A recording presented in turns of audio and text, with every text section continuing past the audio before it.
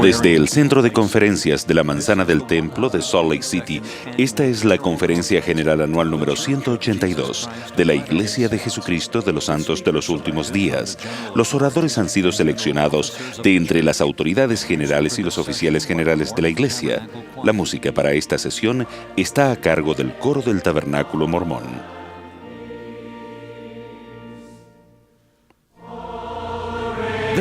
Bonneville Distribution proporciona esta transmisión como un servicio público. Se prohíbe cualquier reproducción, grabación, transcripción o cualquier otro uso de este programa sin el correspondiente permiso por escrito.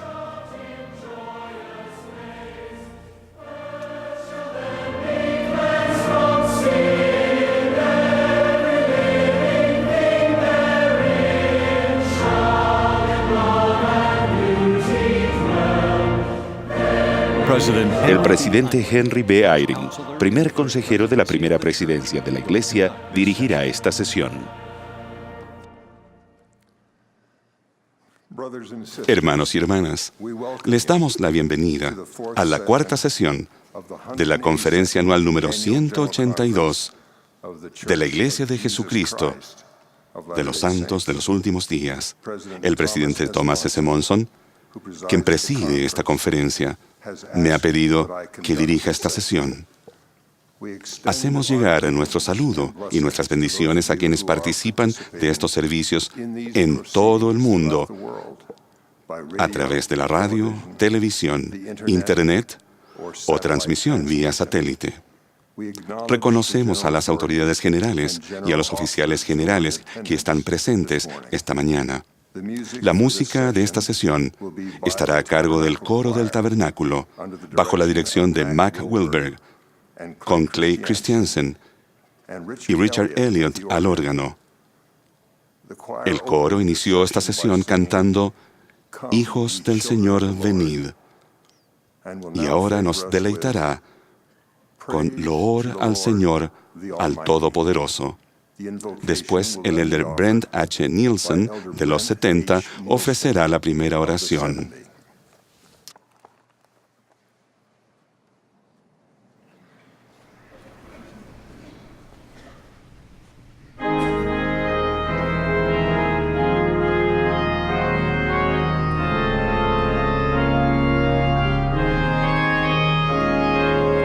Praise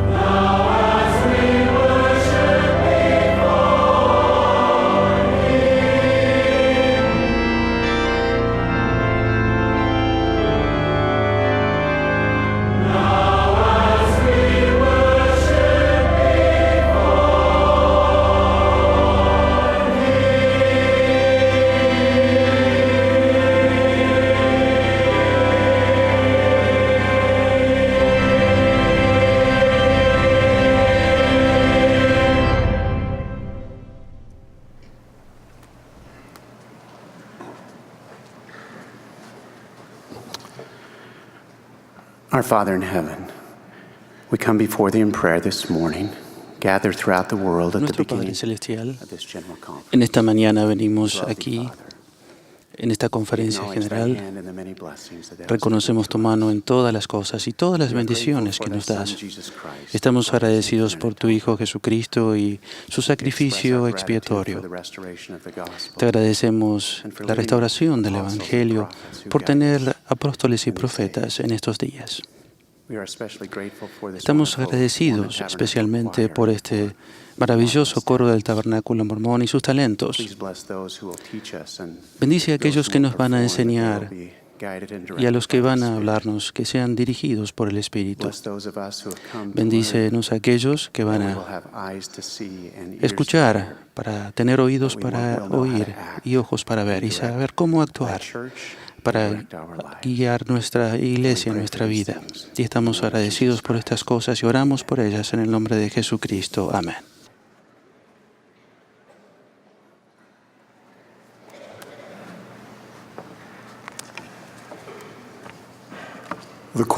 El coro ahora cantará Hazme andar en la luz.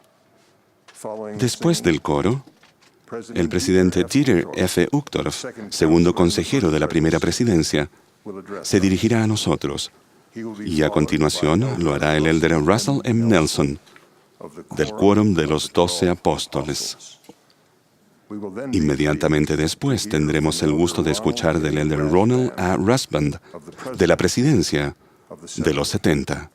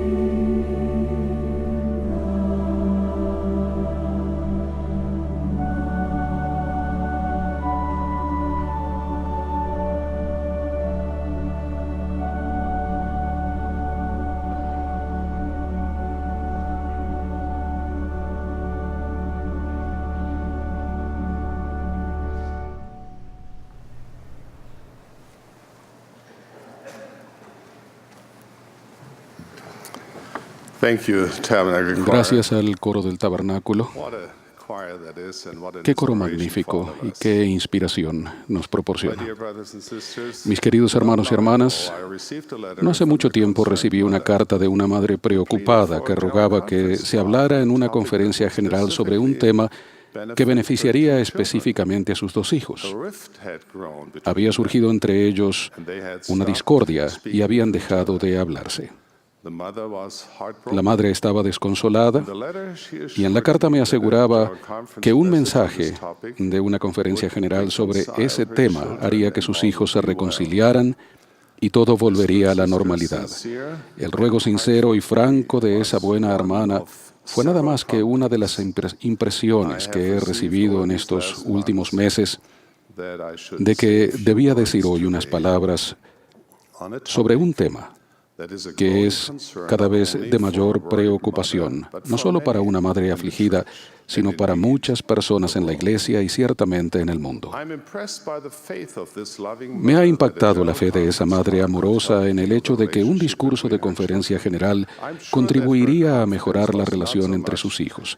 Estoy seguro de que su confianza no se basaba tanto en la habilidad del discursante como en la virtud de la palabra de Dios, que tiene, como dice una escritura, un efecto más potente en la mente del pueblo que cualquier otra cosa. Querida hermana, ruego que el Espíritu toque el corazón de sus hijos. Las relaciones tirantes y rotas es algo tan antiguo como la humanidad misma. Caín de antaño fue el primero en dejar que el cáncer de la amargura y la malicia le corrompiera el corazón. Cultivó el terreno de su alma con envidia y odio y permitió que esos sentimientos maduraran en él hasta hacerlo inconcebible, asesinar a su propio hermano y convertirse en el proceso en el padre de las mentiras de Satanás. Desde aquellos primeros días, el espíritu de envidia y odio ha desencadenado algunos de los más trágicos sucesos de la historia. Hizo a Saúl volverse contra David, a los hijos de Jacob contra su hermano José, a Lamán y Lemuel contra Nefi y a Amaliquía contra Moroni. Supongo que todos los seres humanos se han visto de algún modo afectados por el espíritu destructivo de la contención, el resentimiento y la venganza. Quizás a veces reconozcamos ese espíritu en nosotros mismos. Cuando nos sentimos ofendidos, enojados o envidiosos, es muy fácil juzgar a otras personas y a menudo asignar motivos tenebrosos a sus acciones a fin de justificar nuestros propios sentimientos de rencor. Por supuesto, sabemos que eso está mal. La doctrina es clara. Todos dependemos del Salvador. Nadie puede salvarse sin Él. La expiación de Cristo es infinita y eterna. El perdón de nuestros pecados tiene condiciones. Debemos arrepentirnos y estar dispuestos a perdonar a los demás. Jesús enseñó, debéis perdonaros los unos a los otros, pues el que no perdona queda condenado ante el Señor, porque en él permanece el mayor pecado. Y también dijo, bienaventurados los misericordiosos, porque ellos alcanzarán la misericordia. Naturalmente, esas palabras parecen muy razonables siempre que se apliquen a otra persona. Cuando los demás juzgan y guardan rencor, vemos muy clara y fácilmente los resultados dañinos que eso produce. Y por cierto, no nos agrada que la gente nos juzgue a nosotros. Pero cuando se trata de nuestros propios prejuicios y quejas, demasiadas veces consideramos que nuestra actitud está justificada y que nuestro juicio es apropiado. Aunque no podemos ver el corazón de los demás, creemos reconocer un motivo malicioso o hasta una persona mala apenas los vemos. Cuando se trata de analizar nuestra propia actitud, hacemos excepciones, porque pensamos que, en nuestro caso, tenemos toda la información necesaria para considerar o tratar a alguien con desdén. En su epístola a los Romanos, el apóstol Pablo dijo que quienes juzgan a los demás no tienen excusa. Y explicó que en el momento en que juzgamos a otra persona, nos condenamos nosotros mismos, puesto que nadie está sin pecado. El rehusarnos a perdonar es una falta muy seria, contra la cual el Salvador nos advirtió. Los propios discípulos de Jesús buscaron motivo el uno contra el otro, y no se perdonaron unos a otros en su corazón, y por esta maldad fueron afligidos y disciplinados con severidad. Nuestro Salvador ha hablado tan claramente sobre este tema que no hay lugar para la interpretación personal. Yo, el Señor, dijo, perdonaré a quien sea mi voluntad perdonar. Pero después dijo, mas a vosotros os es requerido perdonar a todos los hombres. Permítanme hacer una aclaración. Cuando el Señor nos requiere perdonar a todos los hombres, eso incluye perdonarnos a nosotros mismos. A veces, la persona más difícil de perdonar entre toda la gente del mundo, y quizás la que más necesite nuestro perdón, es aquella que vemos en el espejo. Este tema de juzgar a los demás en realidad podría enseñarse con un sermón de 3 palabras. Cuando se trate de odiar, menoscabar, despreciar, ridiculizar, sentir rencor o de sentir el deseo de causar daño, por favor, apliquen lo siguiente. Dejen de hacerlo. Es así de sencillo. Simplemente debemos dejar de juzgar a otros y reemplazar los pensamientos y sentimientos de crítica con amor por Dios y por sus hijos. Dios es nuestro Padre. Nosotros somos sus hijos. Todos somos hermanos y hermanas. No sé exactamente cómo expresar este asunto de no juzgar a los demás con suficiente elocuencia, énfasis y persuasión para que se grabe en ustedes. Puedo citarles pasajes de las Escrituras, explicar doctrina e incluso citar una calcomanía que vi hace poco en un automóvil. Estaba pegada en la parte de atrás de un coche cuyo conductor parecía un tanto rústico. Pero las palabras escritas me enseñaron una gran lección. Decía, no me juzgues porque peco diferente a como pecas tú.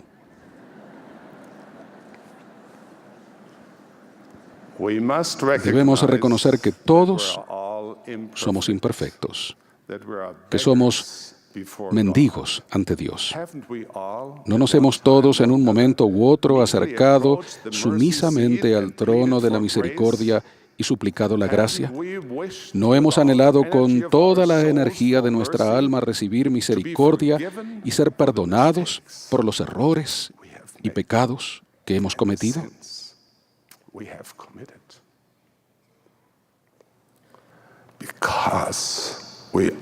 Ya que todos dependemos de la misericordia de Dios, ¿cómo podemos negar a los demás toda porción de esa gracia que tan desesperadamente deseamos recibir? Hermanos y hermanas, ¿no debemos perdonar así como queremos que se nos perdone? ¿Es eso difícil de hacer? Sí, por supuesto que lo es. El perdonar, ya sea a nosotros mismos o a los demás, no es fácil. De hecho, a la mayoría nos exige un importante cambio de actitud y manera de pensar, aún un cambio de corazón. Pero hay buenas nuevas al respecto. Ese potente cambio de corazón es exactamente lo que el Evangelio de Jesucristo tiene como objeto producir en nuestra vida. ¿Y cómo se logra? Mediante el amor de Dios. Cuando tenemos el corazón lleno del amor de Dios, nos ocurre algo bueno y puro. Guardamos sus mandamientos, y sus mandamientos no son gravosos, porque todo el que ha nacido de Dios vence al mundo. Cuanto más permitimos que el amor de Dios nos gobierne la mente y las emociones, cuanto más dejemos que el amor por nuestro Padre Celestial nos llene el corazón, más fácil nos resultará amar a los demás con el amor puro de Cristo, al abrir nuestro corazón al refulgente amanecer del amor de Dios. La oscuridad y el frío de la animosidad y la envidia con el tiempo se disiparán. Como siempre, Cristo es nuestro ejemplo. En sus enseñanzas y en su vida, Él nos mostró el camino. Él perdonó al inicuo, al profano y a los que procuraron causarle daño y pesar. Jesús dijo que es fácil amar a los que nos aman. Incluso los malvados pueden hacerlo. Pero Jesucristo enseñó una ley más alta. Sus palabras hacen eco a través de los siglos y se dirigen a nosotros hoy. Son para todos los que deseen ser discípulos suyos. Son para ustedes y para mí. Amad a vuestros enemigos, bendecid a los que os maldicen, haced bien a los que os aborrecen y orad por los que os ultrajan y os persiguen. Cuando tenemos el corazón lleno del amor de Dios, nos volvemos benignos los unos con los otros, misericordiosos, perdonándonos los unos a los otros, como también Dios perdonó en Cristo.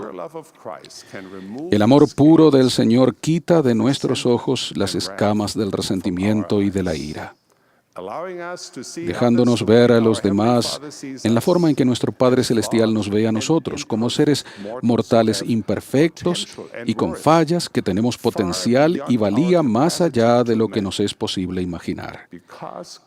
En virtud de que Dios nos ama tanto, nosotros también debemos amarnos y perdonarnos los unos a los otros. Mis queridos hermanos y hermanas, consideren las siguientes preguntas como una prueba de introspección. ¿Guardan rencor a alguien? ¿Hablan a espaldas de los demás, aun cuando lo que digan puede ser verdad? ¿Excluyen a otras personas, se apartan de ellas o las incriminan por algo que hayan hecho? ¿Envidian en secreto a otra persona? ¿Se sienten inclinados a hacer daño a alguien? Si contestaron afirmativamente a cualquiera de esas preguntas, tal vez deberían aplicar el sermón de 3 palabras que mencioné antes. Dejen de hacerlo.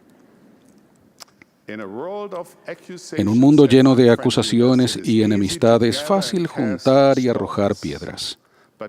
Pero antes de hacerlo, recordemos las palabras del que es nuestro Maestro y nuestro modelo. El que de entre vosotros esté sin pecado, sea el primero en arrojar la piedra. Hermanos y hermanas, deshagámonos de nuestras piedras. Seamos bondadosos, perdonemos. Hablemos pacíficamente el uno con el otro. Dejemos que el amor de Dios nos llene el corazón. Hagamos bien a todos. El Salvador prometió esto: dad y se os dará, medida buena, apretada, remecida y rebosante, porque con la misma medida con que midiereis, se os volverá a medir. ¿No debería ser esta promesa suficiente para que siempre concentremos nuestros esfuerzos en la bondad, el perdón y la caridad en lugar de un comportamiento negativo? Como discípulos de Jesucristo, volvamos bien por mal. No busquemos venganza ni permitamos que la ira nos domine. Escrito está: mía es la venganza, yo pagaré, dice el Señor. Así que, si tu enemigo tuviere hambre, dale de comer. Si tuviere sed, dale de beber. No seas vencido por el mal, sino vence el mal con bien. Recuerden, en última instancia, es el misericordioso quien obtiene misericordia. Por ser miembros de la Iglesia de Jesucristo de los Santos de los Últimos Días, donde quiera que estemos, que se nos conozca como personas que tenemos amor los unos por los otros. Hermanos y hermanas, en esta vida hay suficiente aflicción y dolor sin que agreguemos más con terquedad, hostilidad y resentimiento personales. No somos perfectos. La gente que nos rodea no es perfecta. Las personas hacen cosas que molestan, decepcionan y enfadan. En esta vida terrenal siempre será así. No obstante, debemos librarnos de nuestros resentimientos. Parte del propósito de la vida terrenal es aprender a librarnos de esas cosas. Esa es la manera del Señor. Recuerden que el cielo está lleno de aquellos que tienen esto en común. Han sido perdonados y perdonan. Pongan su carga a los pies del Salvador. Dejen de juzgar.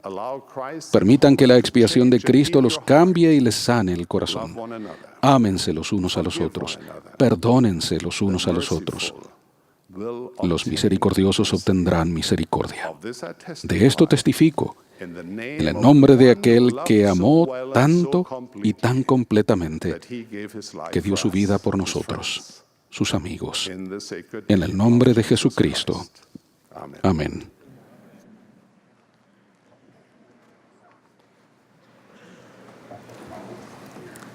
Dear brothers and sisters, Estimados hermanos y hermanas, les agradecemos su apoyo y devoción constantes. Expresamos nuestra gratitud y amor a cada uno de ustedes.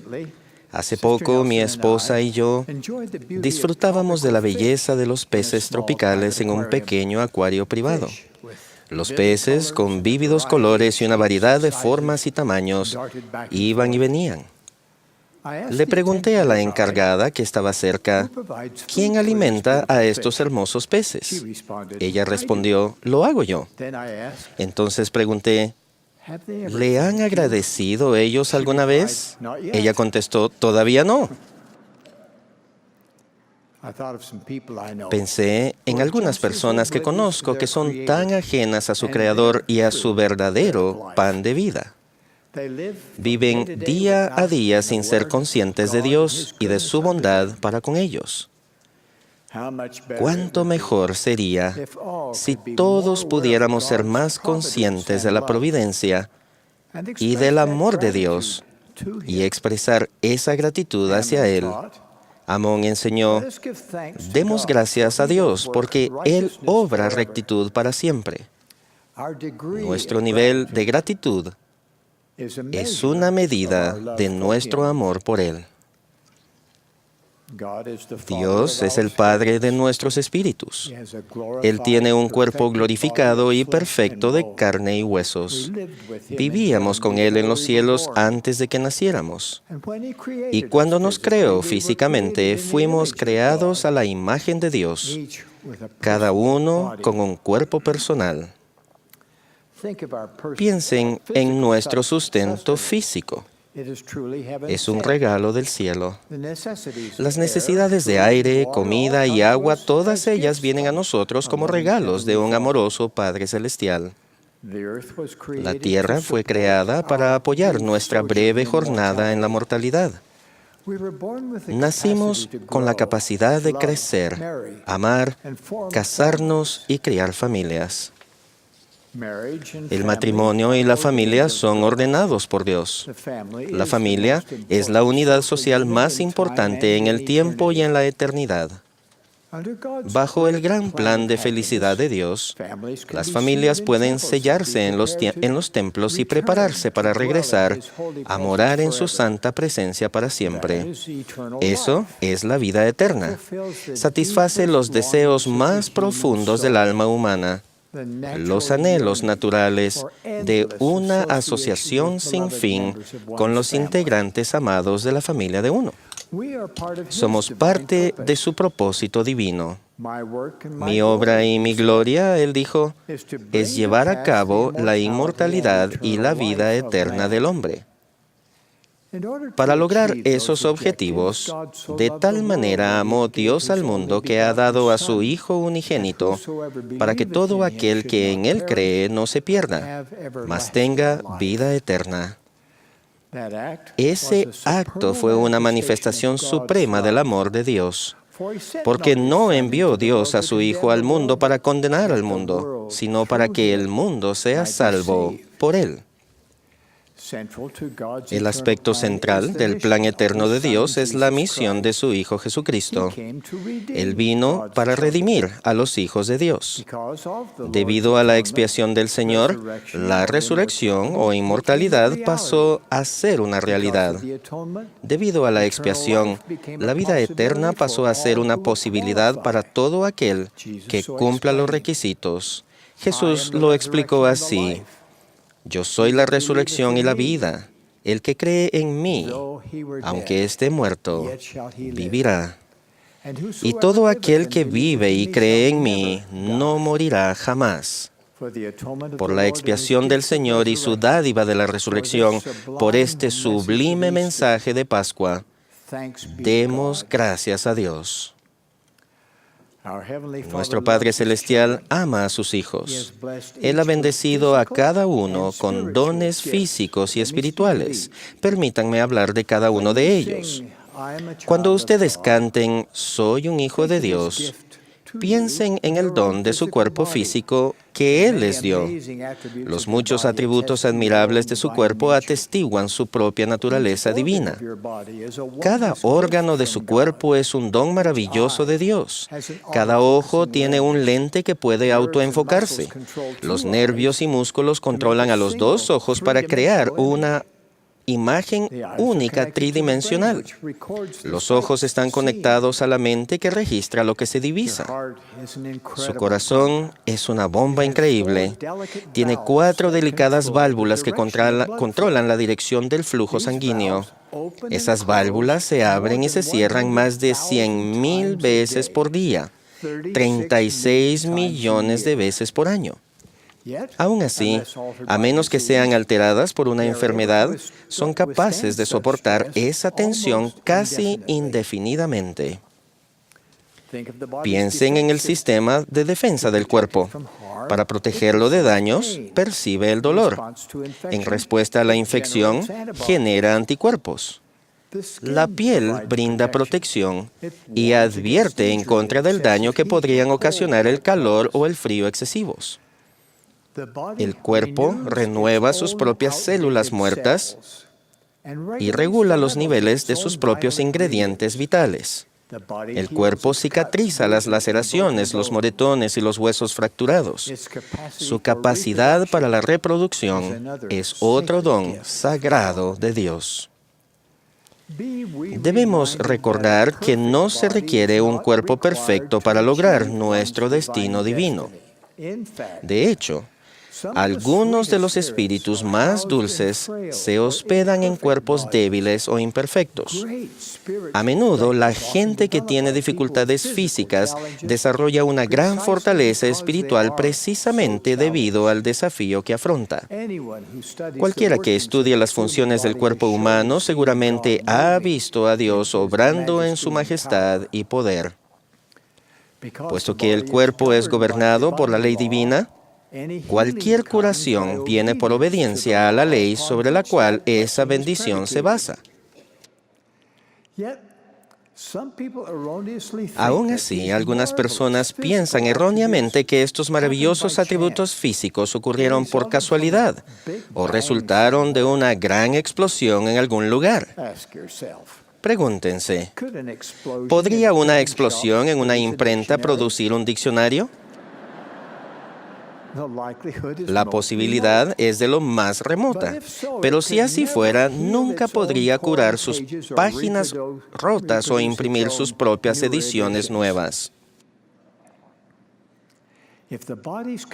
Si la capacidad del cuerpo para su función normal, defensa, reparación, regulación y regeneración prevalecieran sin límites, la vida aquí continuaría perpetuamente. ¿Sí? Estaríamos estancados aquí en la tierra. De modo misericordioso para nosotros, nuestro Creador proporcionó el envejecimiento y otros procesos que por último resultarán en nuestra muerte física. La muerte, como el nacimiento, es parte de la vida.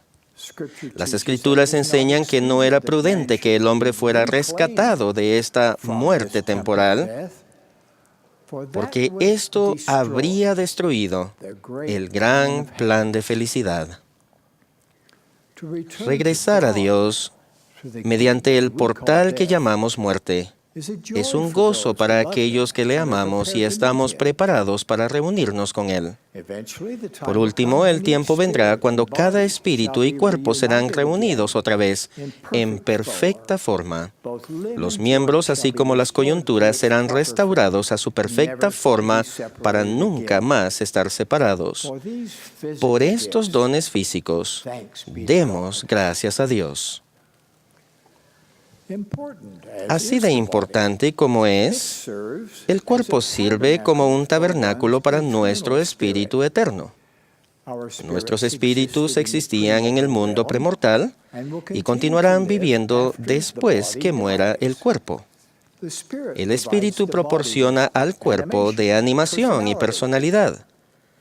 En esta vida y en la venidera, el espíritu y el cuerpo, cuando se unen, llegan a ser un alma viviente de un valor supremo. Puesto que el espíritu de uno es tan importante, su desarrollo es de consecuencias eternas. Este se fortalece al comunicarnos en humilde oración con nuestro amado Padre Celestial. Los atributos por los cuales seremos juzgados un día son todos espirituales. Estos incluyen el amor, la virtud, la integridad, la compasión y el servicio a los demás. Su espíritu, unido con y hospedado en su cuerpo, puede desarrollar y manifestar esos atributos de maneras que son vitales para su progreso eterno. El progreso espiritual se obtiene mediante los pasos de la fe, el arrepentimiento, el bautismo, el don del Espíritu Santo y el perseverar hasta el fin, y comprende las ordenanzas de la investidura y el sellamiento en el Santo Templo. Tal como el cuerpo requiere alimento diario para sobrevivir, el espíritu necesita nutrirse también. El espíritu se nutre por la verdad eterna. El año pasado celebramos 400 años de la traducción al inglés de la Santa Biblia del Rey Santiago y hemos tenido el Libro de Mormón por casi 200 años, libro que se ha traducido a 107 idiomas. Debido a estas y otras preciadas escrituras, sabemos que Dios es nuestro Padre eterno y que su Hijo Jesucristo es nuestro Salvador y Redentor.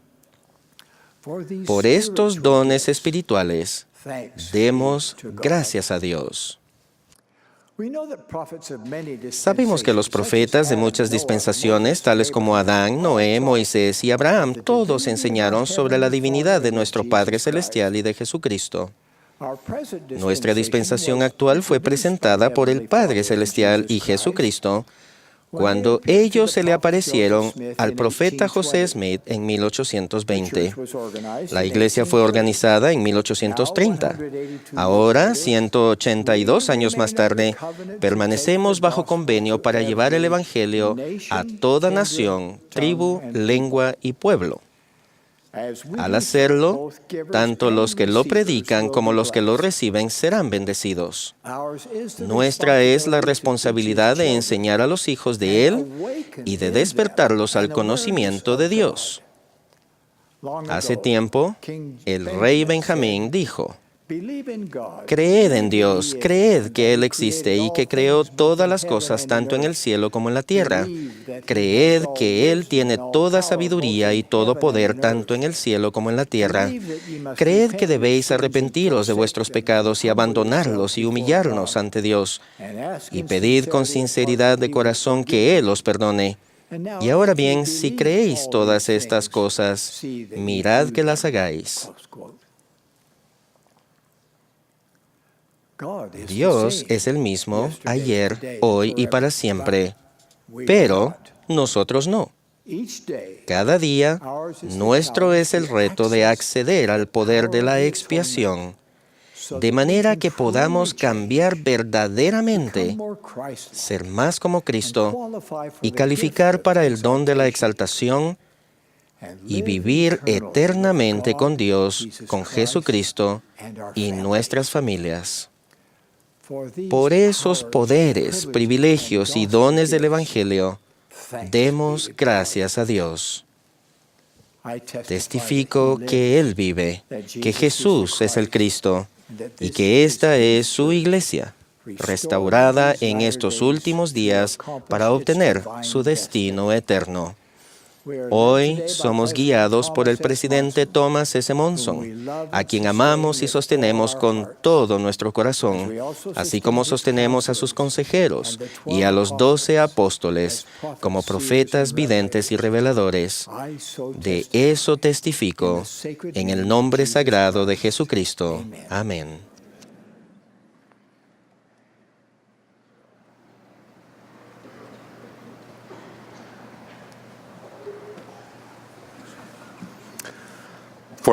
Durante los últimos 20 meses, nuestra familia ha sido bendecida con el privilegio de tener un bebé muy especial.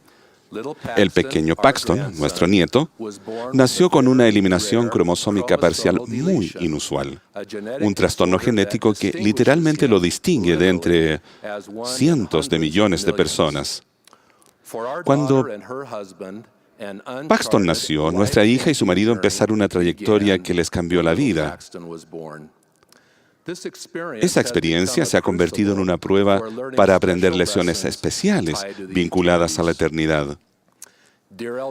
El elder Russell M. Nelson, quien ya habló a nosotros, ha enseñado que por razones en general desconocidas, algunas personas nacen con limitaciones físicas. Puede que partes específicas del cuerpo sean anormales o puede que haber un desequilibrio en los sistemas reguladores y además todos nuestros cuerpos están sujetos a la enfermedad y la muerte. No obstante, el don de un cuerpo físico es invaluable. No se requiere un cuerpo físico perfecto para alcanzar un destino divino. De hecho, algunos de los espíritus más dulces se alojan en cuerpos frágiles.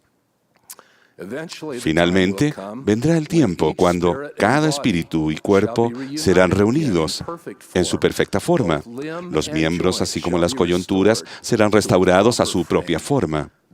Entonces, gracias a la expiación de Jesucristo, llegaremos a perfeccionarnos en Él.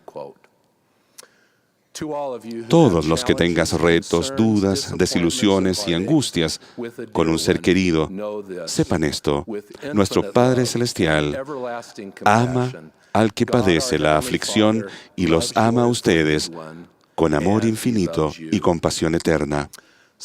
Algunos podrían preguntarse, al enfrentarse a este tipo de sufrimiento, ¿cómo puede el Dios Todopoderoso dejar que esto pase? Y luego la pregunta que parece inevitable, ¿por qué me pasó esto a mí?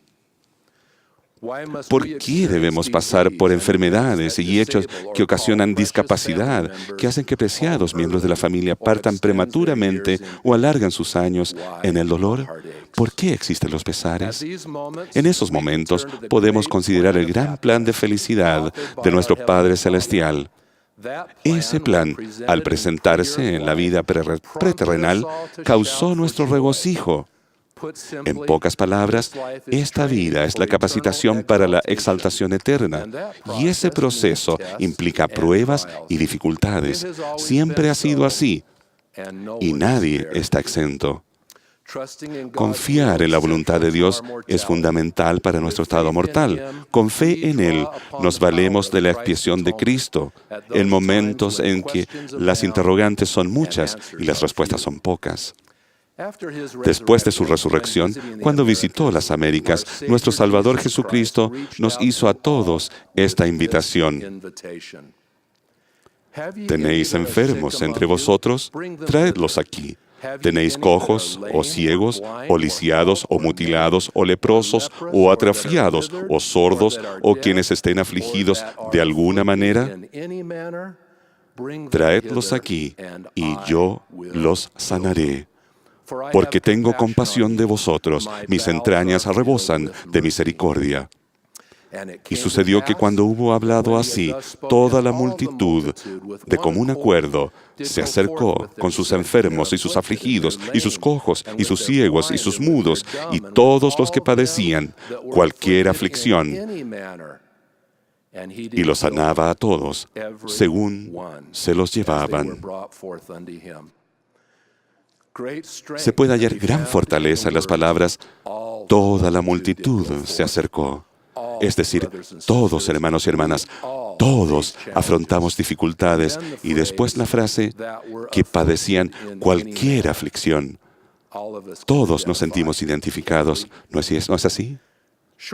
Poco después de nacer el precioso Paxton, supimos que nuestro Padre Celestial nos bendeciría y nos enseñaría lecciones especiales.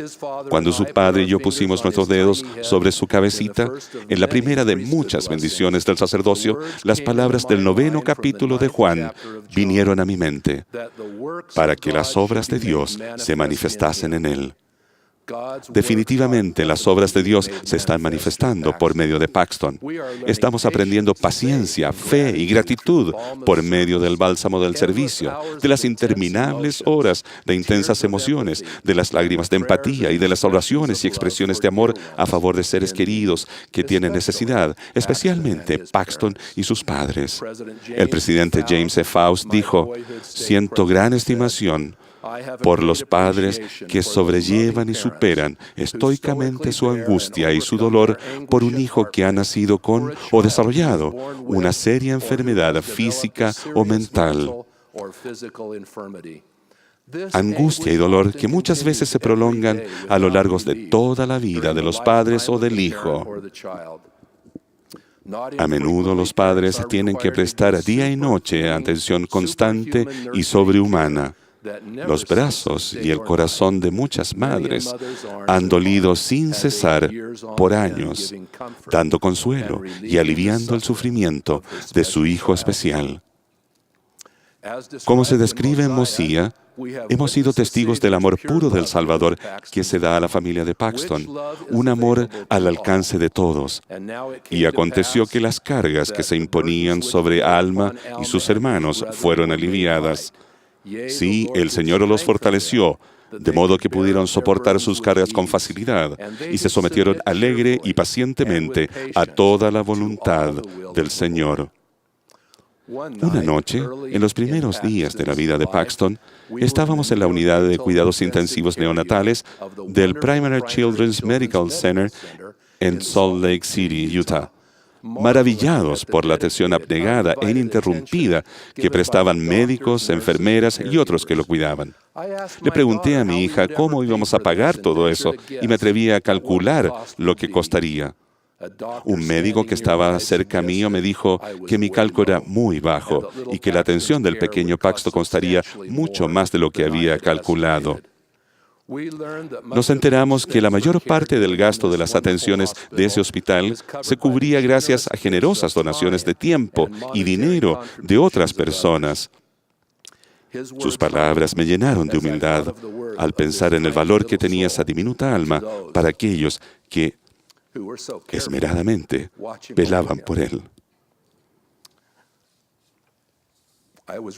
Recordé un conocido pasaje misional de las Escrituras que adquirió un nuevo significado. Recordad que el valor de las almas es grande a la vista de Dios.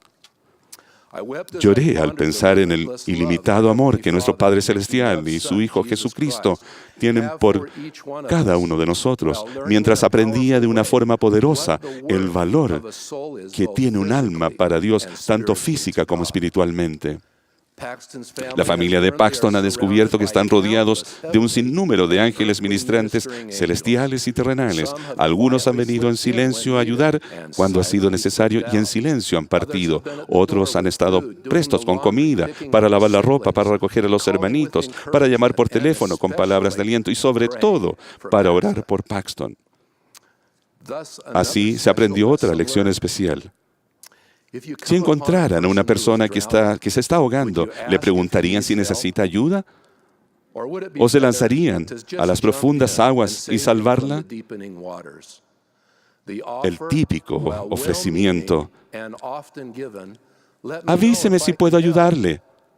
Aunque se da con buenas intenciones, en realidad no ayuda en nada. Seguimos aprendiendo la importancia del valor de estar al tanto de la vida de quienes nos rodean y demostrar interés, aprendiendo no solo la importancia de ayudar, sino también la inmensa alegría que sobreviene al ayudar a los demás. El presidente Thomas S. Monson, que es un magnífico ejemplo de levantar a los afligidos, dijo: Dios bendiga a todos los que procuran ser el guarda de su hermano, que contribuyen a mitigar el sufrimiento, que se esfuerzan con todo lo bueno que tienen dentro de sí para hacer un mundo mejor. ¿Han notado que esas personas tienen una sonrisa más radiante? Sus pasos son más seguros. Ellos tienen un aura de alegría y satisfacción, pues uno no puede participar en ayudar a los demás sin recibir uno mismo una rica bendición. A pesar de que afrontaremos pruebas, adversidades, discapacidades, angustias y toda clase de aflicciones, nuestro Salvador, bondadoso y amoroso, siempre estará ahí para nosotros. Él ha prometido: no os dejaré huérfanos, vendré a vosotros. La paz os dejo, mi paz os doy. Yo no os la doy como el mundo la da. No se turbe vuestro corazón, ni tenga miedo. Estamos muy agradecidos a nuestro Padre Celestial por Paxton, nuestro campeón. El Señor ha manifestado sus obras por medio de él y nos sigue enseñando esas valiosas, sagradas y especiales lecciones. Me gustaría concluir con las palabras de un estimado himno. Somos los soldados que combaten error. ¡Qué dicha es! ¡Qué dicha es! Nos espera la corona del vencedor. La recibiremos al ganar. Hermanos y hermanas, es mi esperanza y mi ruego que sigamos sobrellevando noblemente nuestras cargas y tendamos una mano a los que sufran y tengan necesidad de ser levantados y alentados entre nosotros. Que cada uno de nosotros dé gracias a Dios por sus bendiciones y renueve su compromiso con nuestro Padre Celestial de servir humildemente a sus hijos. En el sagrado nombre de Jesucristo. Amén.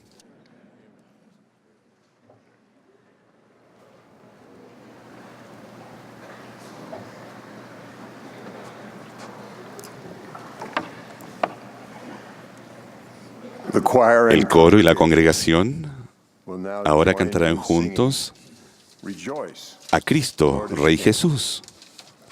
Finalizado el himno, tendremos el placer de escuchar a la hermana Julie B. Beck, quien fuera relevada ayer como presidenta general de la Sociedad de Socorro. Después de las palabras de la hermana Beck, el elder D. Todd Christofferson, del Quórum de los 12 Apóstoles, se dirigirá a nosotros. Y a continuación el coro cantará, «Oh, hablemos con tiernos acentos».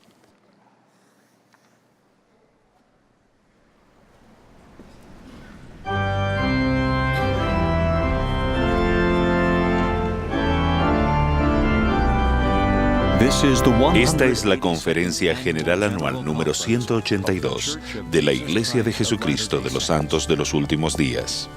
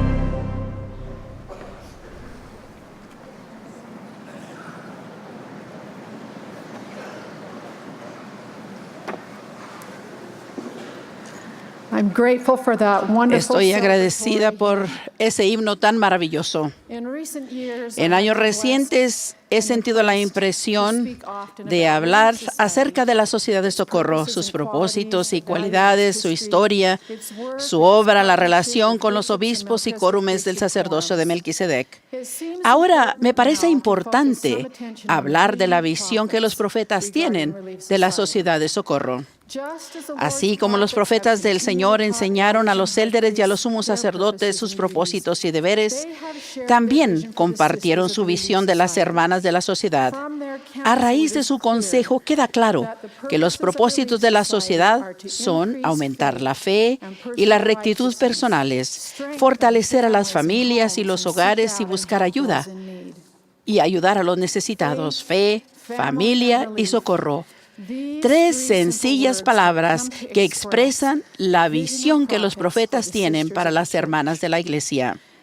Desde los días de la Restauración, los profetas han compartido su visión de mujeres firmes, fieles y resueltas, quienes entienden su valor y propósito eterno.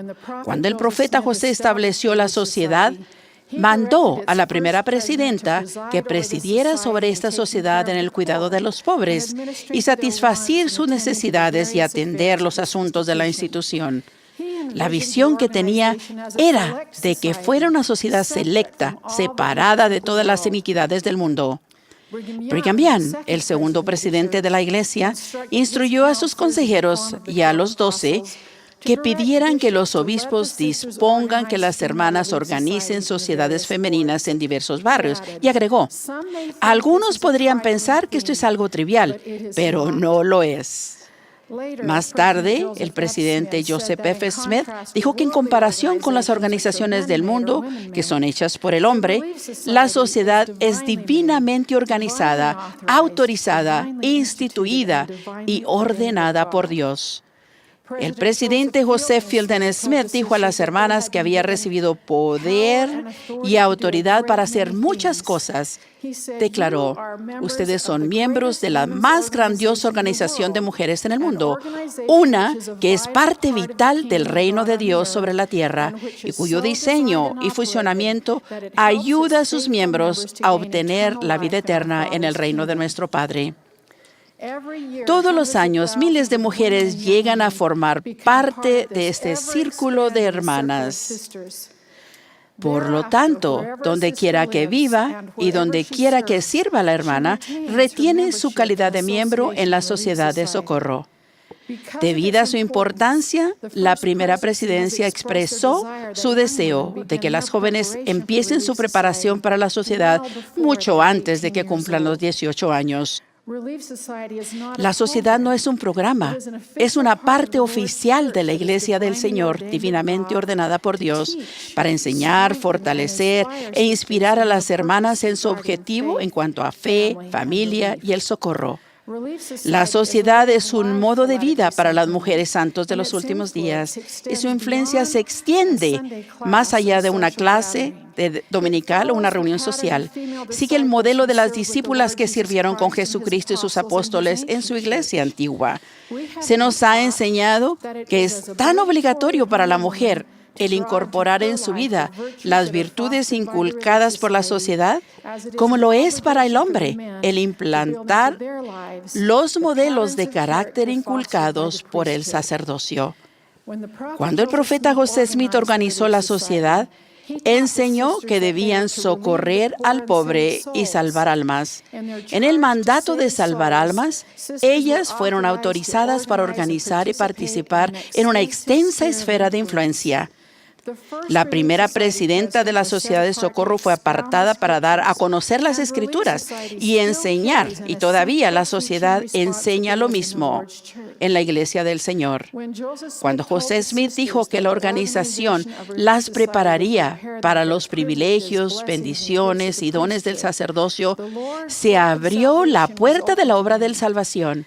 El salvar almas incluye compartir el Evangelio, participar en la obra misional, en la obra del templo, la historia familiar, e incluye hacer todo lo posible para llegar a ser autosuficientes espiritual y temporalmente. El elder Wisto declaró que la sociedad ofrece ayudar al necesitado, atender al enfermo, disipar las dudas, liberar la ignorancia, aliviar todo lo que impida la alegría y el progreso de la mujer. ¡Qué magnífica comisión! El presidente Packer comparó la sociedad a una barrera protectora. La responsabilidad de proteger a las hermanas y a sus familias aumenta la importancia de velar y de cuidar mediante las visitas de las maestras visitantes. Y demostramos que estamos dispuestas a recordar nuestros convenios con el Señor. Al ministrar a los necesitados y afligidos, trabajamos con los obispos para velar por las necesidades temporales y espirituales de los santos. El presidente Spencer W. Kimball dijo, hay muchas hermanas que están viviendo en harapos espirituales. Tienen derecho a túnicas maravillosas, túnicas espirituales. Es el privilegio ir a esos hogares y cambiar esos harapos por túnicas. El presidente Harold Bailey compartió esta visión cuando dijo: ¿pueden ver por qué el Señor ha dado a la sociedad la responsabilidad de visitar esos hogares? Con excepción del maestro mismo, no hay nadie en la iglesia que tenga un toque más bello, un entendimiento más claro de los corazones de la vida de esas personas. El presidente Joseph F. Smith amonestó a las hermanas y a sus líderes diciéndoles que no quería ver llegar el momento en que nuestras sociedades sigan o se unan y pierdan su identidad al mezclarse con otras organizaciones. Esperaba que las hermanas guiaran al mundo, especialmente a las mujeres del mundo, en todo lo que es digno de alabanza, lo que sea de Dios, ennoblecedor y purificante para los hijos de los hombres. Su consejo recalca el mandato de eliminar tradiciones, temas, modas pasajeras y tendencias e incorporar prácticas que son compatibles con los propósitos de la sociedad. Los líderes que procuran la revelación se aseguran que toda reunión, lección, clase, actividad y esfuerzo cumpla los propósitos por los que se organizó. La sociabilidad, amistad y unidad que deseamos serán los resultados del servir juntas con el Señor en su obra. El presidente Thomas S. Monson y sus consejeros testificaron que el Señor ha restaurado la plenitud del Evangelio por medio del profeta José Smith y que la sociedad es una parte importante de esa restauración. Como evidencia de que se preserve el glorioso legado de la sociedad, la primera presidencia publicó y distribuyó Hijas en mi reino, la historia y la obra de la Sociedad de Socorro. En el libro hay modelos y ejemplos de hermanas y hermanos que trabajan juntos en familias y en la iglesia. De ellos aprendemos quiénes somos, qué es lo que creemos y qué es lo que debemos proteger. La primera presidencia nos invita a estudiar este importante libro y permitir que sus verdades e ejemplos surtan una influencia en nuestra vida. A medida que las hermanas practiquen los propósitos de la sociedad, la visión de los profetas se cumplirá. El presidente Kimball dijo: en esta organización radica un poder que aún no se ha aprovechado para fortalecer los hogares de Sion y edificar el reino de Dios, ni lo será hasta que tanto las hermanas como los hermanos comprendan la misión que se le ha encomendado. Él profetizó que gran parte del progreso y del crecimiento que tendrá la iglesia en estos días se deberá a que habrá mujeres en el mundo que con frecuencia poseen gran espiritualidad, se sentirán atraídas a la iglesia. Pero eso solo puede suceder si las mujeres de la iglesia se consideren diferentes en forma positiva de las mujeres del mundo. Estoy agradecida por la visión de los profetas acerca de la sociedad. Yo, al igual que el presidente Gordon B. Hinckley, estoy convencida que no hay otra organización que se compare a la sociedad de esta iglesia. Tenemos la responsabilidad de alinearnos con la visión que los profetas tienen de esta organización. A medida que aumentamos la fe, fortalecemos a las familias y brindamos socorro. Finalizo con las palabras del presidente Lorenzo Snow.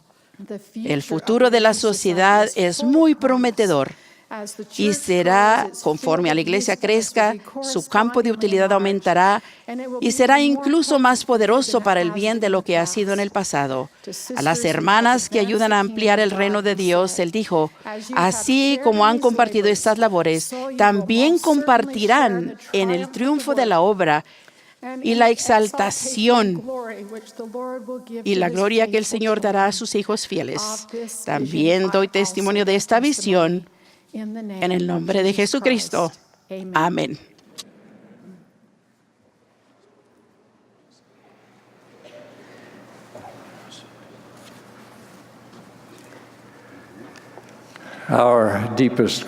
Nuestra gratitud más profunda a las hermanas de la Sociedad de Socorro. Últimamente hemos visto un mayor interés de la gente en las creencias de la Iglesia de Jesucristo de los Santos de los Últimos Días. Esto es algo que recibimos con alegría porque después de todo, nuestra comisión fundamental es enseñar el Evangelio de Jesucristo, su doctrina en todo el mundo.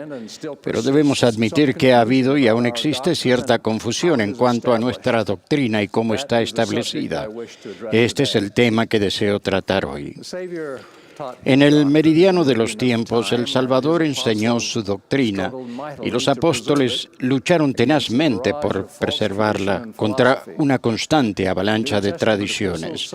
Las epístolas del Nuevo Testamento hacen referencia a numerosos incidentes que demuestran que durante el ministerio de los apóstoles ya estaba en marcha esa grave y extensa apostasía.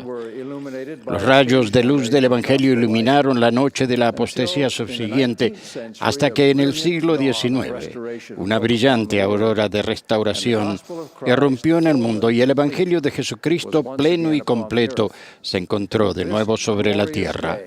Ese día glorioso empezó cuando, en una columna de luz más brillante que el sol, Dios el Padre y su amado Hijo Jesucristo visitaron al joven José Smith e iniciaron lo que prácticamente llegaría a ser un diluvio de revelación unido al poder y la autoridad divina. En estas revelaciones encontramos lo que se podría llamar la doctrina básica de la Iglesia de Jesucristo restablecida sobre la tierra. Jesucristo mismo definió esa doctrina en estas palabras registradas en el Libro de Mormón, otro testamento de Jesucristo. Esta es mi doctrina y es la doctrina que el Padre me ha dado. Y yo doy testimonio del Padre, y el Padre da testimonio de mí, y el Espíritu da testimonio. Y yo testifico que el Padre manda a todos los hombres en todo lugar que se arrepientan y crean en mí. Y cualquiera que crea en mí y sea bautizado, éste será salvo. Y son ellos los que heredarán el reino de Dios. Y quien no crea en mí ni sea bautizado, será condenado. Y quien cree en mí también cree en el Padre, y el Padre le testificará de él a mí, porque lo visitará con fuego y con el Espíritu Santo. De cierto os digo que esta es mi doctrina, y los que edifican sobre esto edifican sobre mi roca, y las puertas del infierno no prevalecerán en contra de ellos. Este es nuestro mensaje, la roca sobre la cual edificamos, el fundamento de todo lo demás en la Iglesia. Al igual que todo lo que proviene de Dios, esta doctrina es pura, es clara, es fácil de entender aún para un niño. Con corazones rebosantes, invitamos a todos a que lo reciban. En la Iglesia de Jesucristo de los Santos de los Últimos Días, creemos todo lo que Dios ha revelado, todo lo que actualmente revela, y creemos que aún revelará muchos grandes e importantes asuntos pertenecientes al reino de Dios. Esto quiere decir que aunque todavía hay mucho que no sabemos, las verdades y la doctrina que hemos recibido ha venido y seguirán viniendo por medio de la revelación divina. En las tradiciones de ciertas organizaciones, los eruditos religiosos afirman tener la misma autoridad para enseñar que la jerarquía religiosa y los asuntos de doctrina tal vez se conviertan en una competencia de opiniones. Algunos confían en los consejos económicos de las edades medias y sus credos. Otros ponen un énfasis primordial en empresas de gran erudición tales como la hermenéutica y la exégesis bíblicas.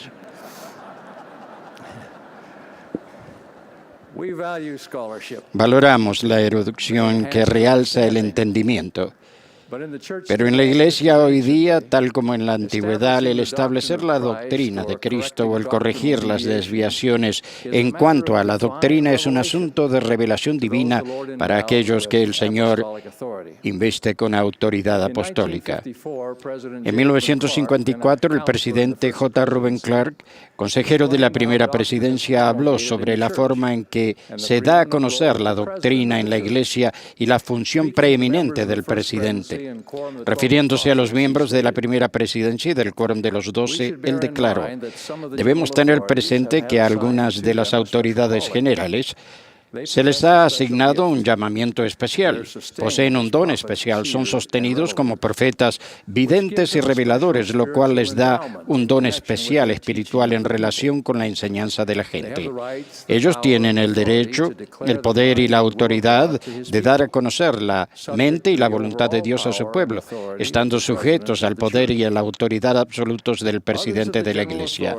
A otras autoridades generales no se les da ese don y esta autoridad especial y espiritual con respecto a su enseñanza. Ellos tienen una limitación consiguiente y dicha limitación en su poder y autoridad en la enseñanza se aplica a cualquier otro oficial y miembro de la Iglesia, ya que ninguno de ellos está espiritualmente investido como profeta, vidente y revelador.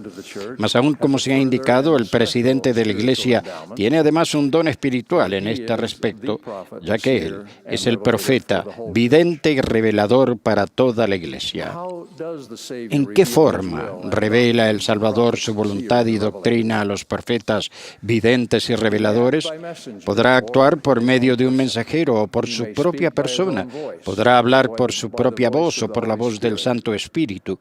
Una comunicación de espíritu a espíritu que se puede expresar con palabras o sentimientos que transmiten entendimiento más allá de las palabras. Él podrá dirigirse a sus siervos individualmente o actuando en consejo. Cito dos ilustraciones del Nuevo Testamento. La primera fue una revelación dirigida a la cabeza de la Iglesia. En la primera parte del libro de Hechos vemos que los apóstoles de Cristo declaraban el mensaje del Evangelio solo a los judíos, siguiendo el modelo de Jesús. Ahora bien, en el horario del Señor había llegado el tiempo para un cambio. Pedro, que se encontraba en Jope, tuvo un sueño que se repitió 3 veces. Vio una variedad de animales que eran bajados del cielo a la tierra en un gran lienzo atado de los 4 cabos, y se le mandó: mata y come. Pedro se mostró renuente porque él nunca había comido cosa inmunda bajo la ley, que eran bajo la ley de Moisés. Y el Señor le dijo a Pedro: lo que Dios ha limpiado, no lo llames tú común. El significado de ese sueño se esclareció cuando poco después varios hombres enviados por el centurión romano Cornelio llegaron a la casa de Pedro con la petición de que fueran a enseñar a su amo. Cornelio había llamado a un grupo de parientes y amigos y al encontrarlos ansiosos de recibir su mensaje, Pedro dijo: Dios me ha mostrado que a ningún hombre llame común o inmundo. En verdad comprendo que Dios no hace acepción de personas, sino que en toda nación se agrada del que le teme y hace lo justo. Mientras aún hablaba Pedro estas palabras, el Espíritu Santo cayó sobre todos los que oían el mensaje, y aquellos que acompañaban a Pedro se quedaron atónitos de que también sobre los gentiles se derramase el don del Espíritu Santo. Entonces respondió Pedro: ¿acaso puede alguno impedir el agua para que no sean bautizados estos que han recibido el Espíritu Santo también como nosotros? Mediante esta experiencia y revelación dada a Pedro, el Señor modificó la práctica de la Iglesia y reveló a sus discípulos una comprensión más completa, y de ese modo se extendió la predicación del Evangelio para abarcar a toda la humanidad. Más adelante, en el libro de Hechos, encontramos otro ejemplo un tanto similar, mostrando cómo la revelación sobre asuntos de doctrina se puede recibir en el entorno de un consejo. Surgió una contienda en cuanto a si la circuncisión que se exigía bajo la ley de Moisés debía prolongarse como un mandamiento del Evangelio. Entonces se reunieron los apóstoles y los ancianos para examinar este asunto. El registro que tenemos de este consejo ciertamente está incompleto, pero se nos dice que después de mucha discusión, Pedro, el apóstol de mayor antigüedad, se puso de pie y declaró lo que el Espíritu Santo le había confirmado. Recordó al consejo que cuando se empezó a predicar el Evangelio a los gentiles no circuncidados en la casa de Cornelio, ellos habían recibido el Espíritu Santo, al igual que los conversos judíos circuncidados. Dios, dijo él, ninguna diferencia hizo entre nosotros y ellos, purificando por la fe sus corazones. Ahora pues, ¿por qué tentáis a Dios poniendo sobre la cerviz de los discípulos un yugo que ni nuestros padres ni nosotros hemos podido llevar? Antes bien, creemos que por la gracia del Señor seremos salvos, al igual que ellos. Después de que Pablo, Bernabé y tal vez otros hablaron para apoyar la declaración, Jacobo propuso que la decisión se implementara por carta a la Iglesia, y el Consejo llegó a un acuerdo. En la carta en la que se anunciaban su decisión, los apóstoles dijeron, ha parecido bien al Espíritu Santo y a nosotros. O en otras palabras, esa decisión se recibió por revelación divina por medio del Santo Espíritu. En la actualidad se siguen estos mismos modelos en la Iglesia restaurada de Jesucristo. El presidente de la Iglesia puede anunciar o interpretar doctrinas basadas en revelación que haya recibido. La interpretación doctrinal también se puede recibir a través del Consejo Combinado de la Primera Presidencia y del Quórum de los 12. En las deliberaciones del Consejo con frecuencia se sopesará lo que se encuentra en los libros canónicos, las enseñanzas de los líderes de la Iglesia y prácticas pasadas. Pero al final, al igual que en la Iglesia del Nuevo Testamento, el objetivo no es simplemente lograr el consenso entre los miembros del Consejo, sino la revelación de Dios. Es un proceso en el que se toma en cuenta tanto la razón como la fe para obtener la mente y la voluntad del Señor. Al mismo tiempo, se debe recordar que no toda declaración que haya hecho un líder de la Iglesia, pasado o presente, necesariamente constituye doctrina. Comúnmente se da por entendido en la Iglesia que una declaración que haga un líder en alguna ocasión suele representar una opinión personal que, aunque bien pensada, no quiere decir que sea oficial o vinculante para toda la Iglesia. El profeta José Smith enseñó que un profeta es un profeta únicamente cuando está actuando como tal. El presidente Clark, citado anteriormente, declaró, una sencilla historia que me contó mi padre cuando yo era niño ilustra este punto. No sé con qué autoridad, pero ilustra el punto. Su historia fue que durante la agitación ocasionada por la llegada del ejército de Johnston, el hermano Brigham predicó en una reunión por la mañana un sermón lleno de despecho al ejército que se aproximaba, declarando la intención de oponerse a ellos y expulsarlos. En la reunión de la tarde se puso de pie y dijo que Brigham Young había hablado en la mañana, pero que el Señor ahora iba a hablar. Entonces pronunció un discurso en el ritmo del cual fue lo opuesto del discurso de la mañana. La Iglesia sabrá por el testimonio del Espíritu Santo que mora en el cuerpo de los miembros si las autoridades generales, al expresar sus opiniones, lo hacen por inspiración del Espíritu Santo y a su debido tiempo ese conocimiento se dará a conocer. El profeta José Smith confirmó la función central del Salvador en nuestra doctrina en una frase definitiva. Los principios fundamentales de nuestra religión son el testimonio de los apóstoles y de los profetas concernientes a Jesucristo, que murió, fue sepultado, se levantó al tercer día y ascendió a los cielos, y todas las otras cosas que pertenecen a nuestra religión son únicamente apéndices de eso. El testimonio de José Smith acerca de Jesucristo es que Él vive, porque lo vio, sí, a la diestra de Dios, y oyó la voz testificar que Él es el unigénito del Padre. Suplico a todos los que oigan o lean este mensaje que procuren ese mismo testimonio del divino carácter de la expiación y de la resurrección de Jesucristo.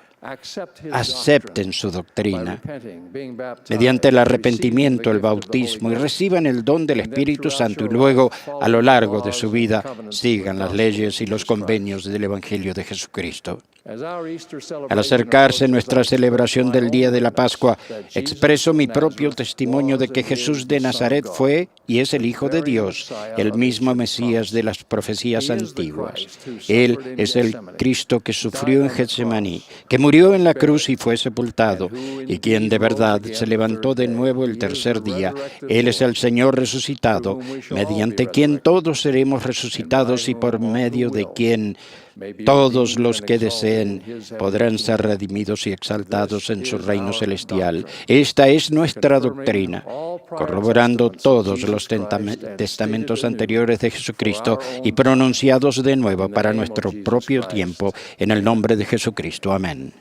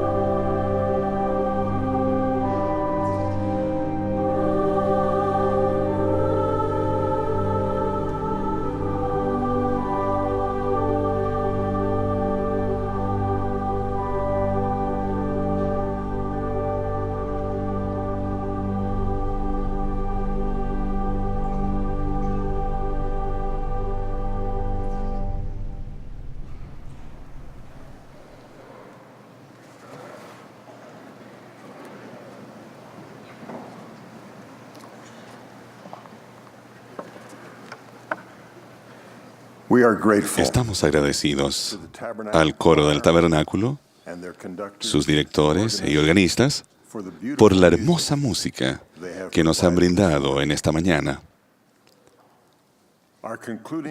Nuestro amado profeta, el presidente Thomas S. Monson, será el último orador de esta sesión. A continuación de su mensaje, el coro concluirá la reunión cantando Ven a mí, bendito Padre. El elder Per G. Malm de los 70 ofrecerá la última oración.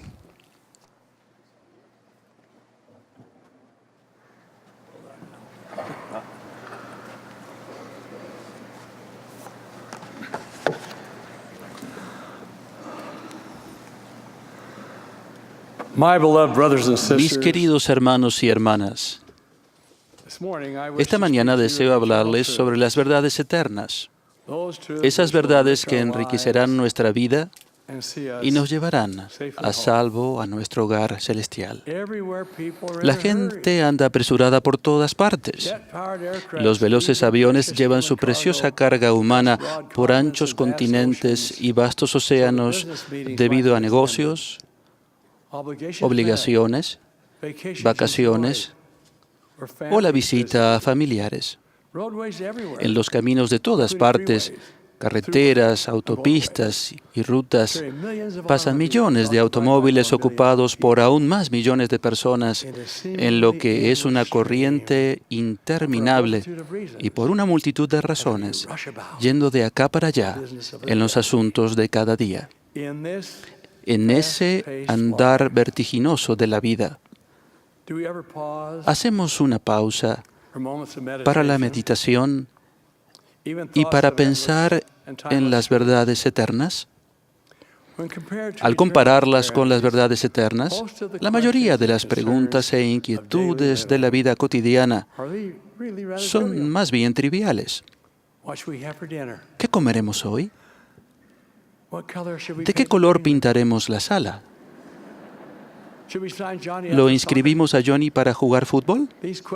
Estas y otras muchas preguntas pierden su significado en tiempos de crisis, cuando nuestros seres queridos se dañan o lastiman, si la enfermedad irrumpe en el hogar de la buena salud y cuando el candelero de la vida se atenúa y la oscuridad amenaza. El pensamiento vuelve a enfocarse y podemos determinar fácilmente lo que es en verdad importante y lo que es meramente trivial. Hace poco hablé con una mujer que había luchado con una enfermedad que durante más de 2 años atentó contra su vida. Me dijo que antes de que enfermara, se ocupaba de limpiar su casa a la perfección y la adornaba con hermosos muebles. Iba a la peluquería 2 veces por semana y gastaba dinero y tiempo comprando ropa. A sus nietos los invitaba muy poco porque le preocupaba que sus valiosas posesiones pudieran romperse o arruinarse por esas pequeñas y descuidadas manitas. Entonces recibió la sorpresiva noticia de que su vida terrenal estaba en peligro y que le quedaba muy poco tiempo de vida.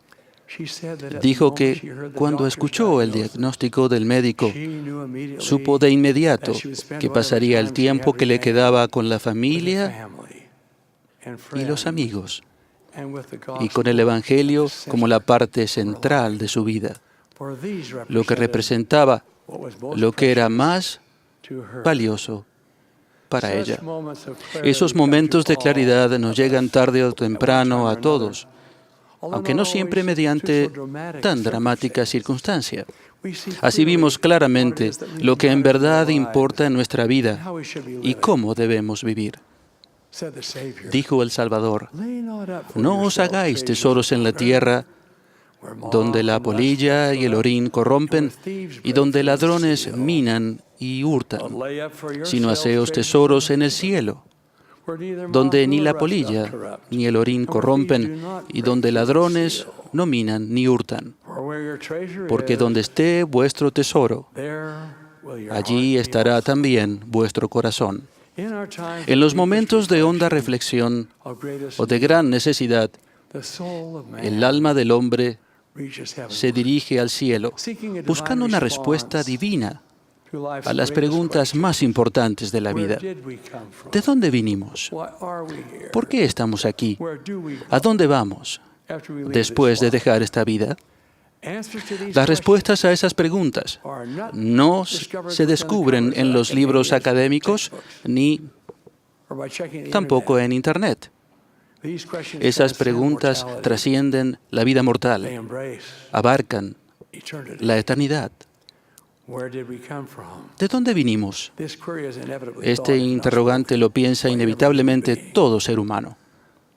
El apóstol Pablo dijo a los ateneos en el Areópago que somos linaje de Dios. Ya que sabemos que nuestro cuerpo físico es el linaje de nuestros padres terrenales, debemos averiguar el significado de la declaración de Pablo. El Señor ha declarado que el espíritu y el cuerpo son el alma del hombre. Por tanto, el espíritu es linaje de Dios. El que escribió a los hebreos se refiere a Dios como el Padre de los espíritus. Los espíritus de todos los hombres son literalmente engendrados hijos e hijas de Dios. Poetas inspirados han escrito conmovedores mensajes y pensamientos trascendentales para contemplar este tema. William Wordsworth escribió la siguiente verdad: tan solo un sueño y un olvido es el nacimiento. El alma nuestra, la estrella de la vida, en otra esfera ha sido constituida y procede de un lejano firmamento. No viene el alma en completo olvido ni de todas las cosas despojada, pues al salir de Dios, que fue nuestra morada, con destellos celestiales, se ha vestido. Los padres meditan sobre su responsabilidad de enseñar, inspirar y dar guía y dirección y ejemplo. Y mientras los padres meditan, los hijos, y en particular los adolescentes, se hacen esta perspicaz pregunta: ¿por qué estamos aquí? Generalmente la hacen en silencio a su propia alma y dicen: ¿por qué yo estoy aquí? ¿Cuán agradecidos debemos estar que un sabio creador formó una tierra y nos puso aquí con un velo de olvido sobre nuestra existencia previa, para que experimentemos una época de prueba, una oportunidad de probarnos a nosotros mismos y ser merecedores de lo que Dios ha preparado para darnos? Es obvio que uno de los propósitos principales de nuestra existencia en la tierra es obtener un cuerpo de carne y huesos. Se nos ha dado el don del libre albedrío. Tenemos el privilegio de elegir por nosotros mismos. Aquí aprendemos del duro capataz llamado experiencia. Discernimos entre el bien y el mal. Distinguimos lo amargo de lo dulce. Descubrimos que hay consecuencias vinculadas a nuestras acciones. Al obedecer los mandamientos de Dios, podremos ser merecedores de aquella casa de la que Jesús dijo cuando declaró: en la casa de mi Padre muchas moradas hay. Voy, pues, a preparar lugar para vosotros, para que donde yo esté, vosotros también estéis. A pesar de venir a la vida terrenal dejando a Dios, la vida continúa sin descanso. La juventud sigue a la infancia y la vejez viene de modo tan imperceptible. Y aprendemos por experiencia que tenemos que dirigirnos hacia el cielo para pedir ayuda al forjar nuestro camino por el sendero de la vida. Dios, nuestro Padre, y Jesucristo, nuestro Señor, han demarcado el camino hacia la perfección. Ellos nos dan señales para que sigamos las verdades eternas y para llegar a ser perfectos, como ellos son perfectos. El apóstol Pablo comparó la vida con una carrera. A los hebreos instó: dejemos a un lado todo pecado que nos rodea y corramos con paciencia la carrera que tenemos por delante. En nuestro celo, no pasemos por alto el sabio consejo de Eclesiastés. No es de los ligeros la carrera, ni la batalla de los fuertes. En realidad, el premio es de aquel que persevera hasta el fin. Al pensar en la carrera de la vida, recuerdo otra clase de carrera de mi infancia. Mis amigos y yo, con navajas en mano, tallábamos pequeños barquitos de la blanda madera de un sauce. Con una vela de algodón en forma triangular, cada uno lanzaba los rudimentarios barquillos por las turbulentas aguas del río Provo, en Utah. Corriendo a la orilla del río, veíamos cómo los barquitos se movían locamente en la rápida corriente y cómo otras veces navegaban serenamente al llegar a aguas más profundas. En una carrera de esas, uno de los barquitos iba al frente. Era pequeño y dirigía al resto hasta la línea de meta. De pronto, la corriente lo llevó a un fuerte remolino. El barquito se inclinó a un lado y zozobró. Vueltas y vueltas dio, incapaz de regresar a la corriente principal. Al final, se hundió en medio del remolino que lo rodeaba, retenido por los tentáculos de los verdes musgos. Esos barquitos no tenían quilla que les diera estabilidad, ni timón que los guiara, ni energía que los impulsara. Su destino inevitable era corriente abajo, el camino que era de menor resistencia. A diferencia de esos barquillos de juguete, se nos han dado atributos divinos para guiar nuestra jornada. No venimos a la vida terrenal para flotar en las turbulentas corrientes de la vida, sino que venimos con el poder para pensar, para razonar y para conquistar. Nuestro Padre Celestial no nos embarcó en este viaje eterno sin darnos los medios para que recibamos de Él la guía, para asegurarnos de que regresáramos a salvo. Hablo de la oración, hablo de los susurros, de esa voz quieta y apacible, y no paso por alto las Santas Escrituras, que contienen la palabra del Señor y las palabras de los profetas, para ayudarnos a cruzar con éxito la línea de llegada. En algún momento de nuestra misión terrenal, aparecen el paso que flaquea, la sonrisa lánguida, el dolor de la enfermedad, aún el verano que se va, la llegada del otoño, el frío del invierno y la experiencia a la que llamamos muerte. Toda persona pensativa se ha hecho la pregunta que muy bien formuló Job de antaño: si el hombre muriere, ¿volverá a vivir? Por mucho que podríamos borrarla de nuestra mente, siempre regresa. La muerte le llega a todo ser humano. Le llega al anciano que camina con pies vacilantes. Y también le llega a los que apenas han llegado a la flor de la vida. Y a menudo también silencia la risa de los niños. Pero, ¿qué hay de la existencia después de la muerte? ¿Es la muerte el fin de todo?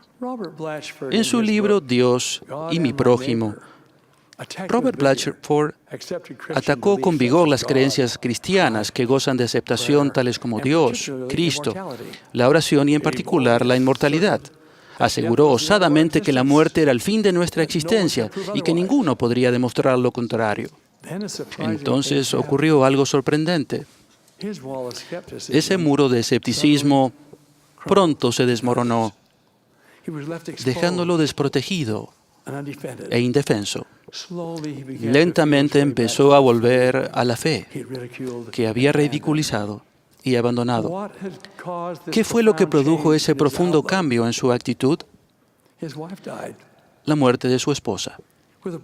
Con un corazón quebrantado, entró en el cuarto donde reposaban los restos mortales de ella y volvió a contemplar aquel rostro que tanto había amado. Salió y le dijo a un amigo, es ella, y al mismo tiempo no lo es. Todo ha cambiado. Había algo que ahora no está.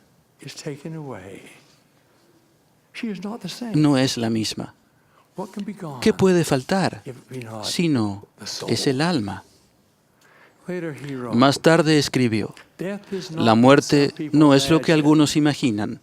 Es solo como irse a otra habitación. Y allí encontraremos a los preciados hombres y mujeres y a los dulces pequeños que hemos amado y perdido. Mis queridos hermanos y hermanas, sabemos que la muerte no es el fin. Esta verdad la han enseñado los profetas vivientes a lo largo de las edades. Se halla también en nuestras santas escrituras. En el libro de Mormón leemos palabras específicas y de consuelo. Ahora bien, respecto al estado del alma entre la muerte y la resurrección, he aquí, un ángel me ha hecho saber que los espíritus de todos los hombres, en cuanto se separan de este cuerpo mortal, sí, los espíritus de todos los hombres, sean buenos o malos, son llevados de regreso a ese Dios que les dio la vida.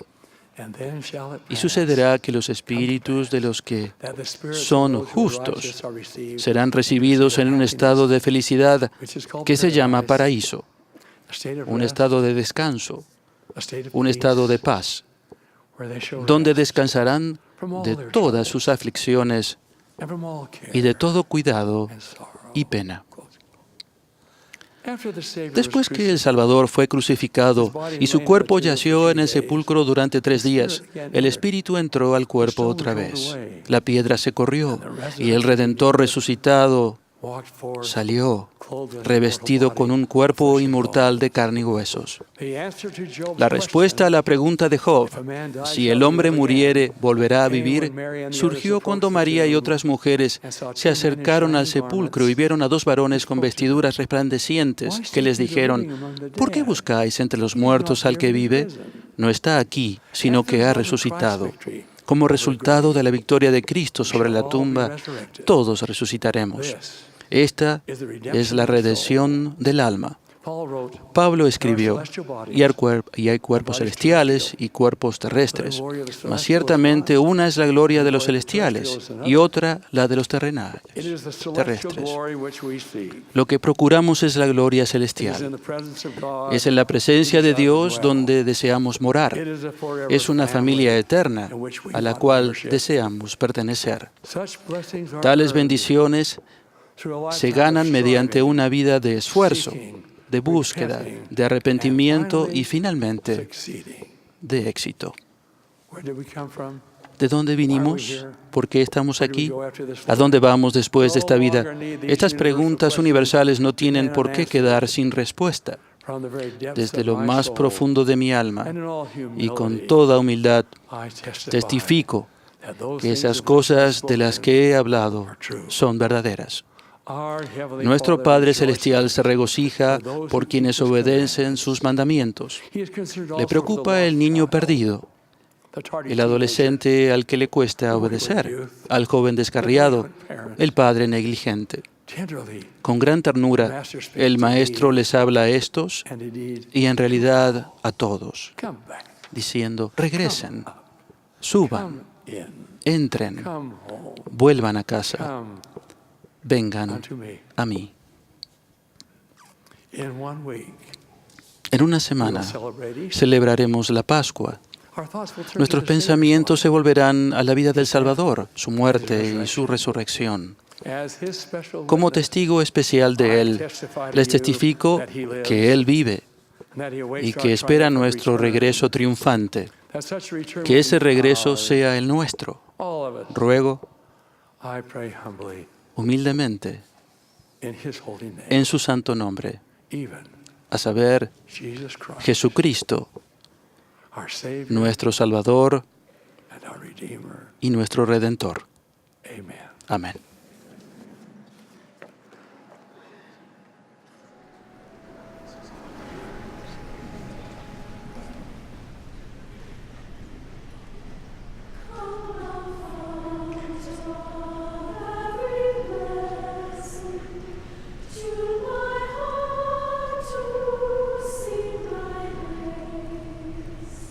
Streams of mercy never cease.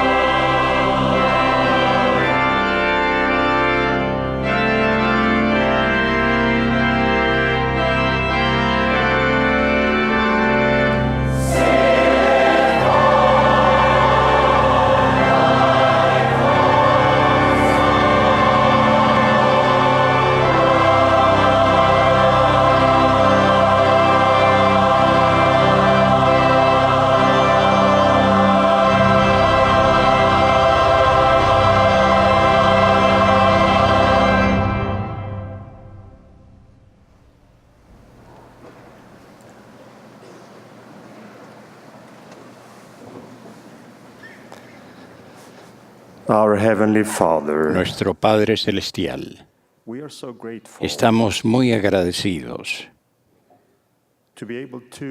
por tener la oportunidad de llegar a ti en oración.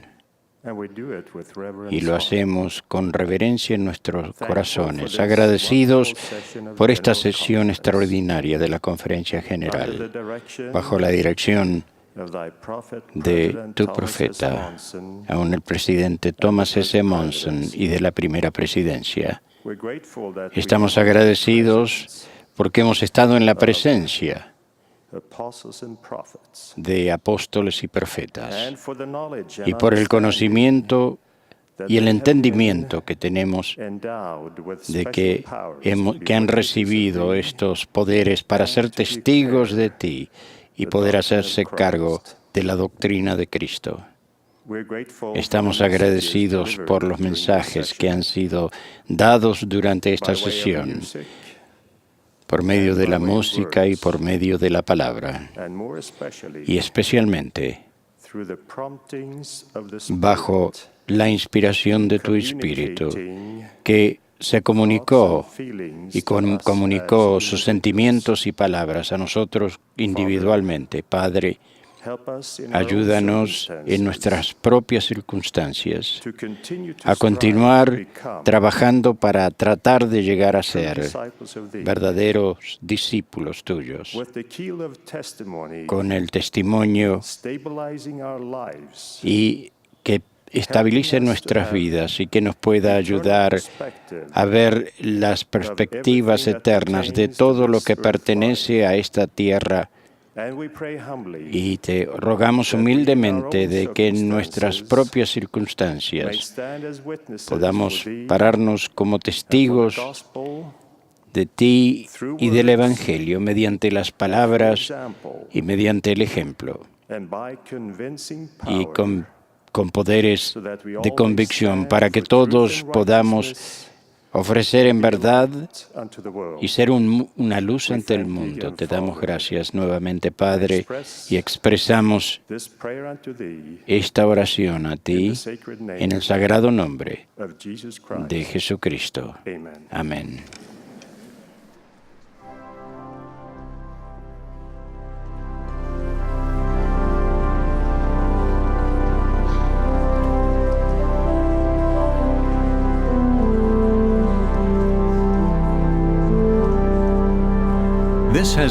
Esta fue una transmisión de la Conferencia General Anual número 182 de la Iglesia de Jesucristo de los Santos de los Últimos Días.